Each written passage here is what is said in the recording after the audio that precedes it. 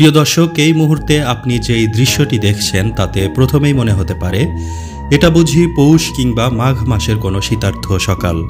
কিন্তু না, আজ বৈশাখ মাসের ২৪ তারিখ। ঠিক যেন শীতকালের মতো ঘন কুয়াশার চাদরে পুরো গুরুদাসপুর হয়ে উঠেছে ধোঁয়াটে, রহস্যময় এক নগরীতে। এই সময়টাতে এমন ঘন কুয়াশা দেখা একেবারেই বিরল।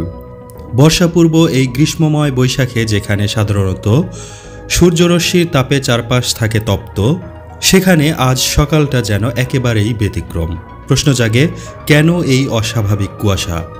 আবহাওয়াবিদদের মতে গত কয়েকদিনের টানা বৃষ্টি, বাতাসে অতিরিক্ত আর্দ্রতা আর রাতের তাপমাত্রা হঠাৎ কমে যাওয়ার ফলে সৃষ্টি হয়েছে এই ঘন কুয়াশা।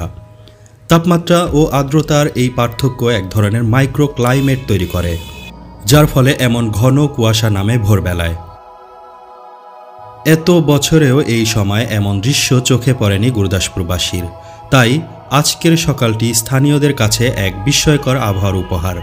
তবে এই কুয়াশা চলাচলের যেমন অসুবিধা সৃষ্টি করেছে, তেমনি ছবি বা ভিডিও প্রেমীদের জন্য এনে দিয়েছে এক অপূর্ব প্রাকৃতিক ফ্রেম।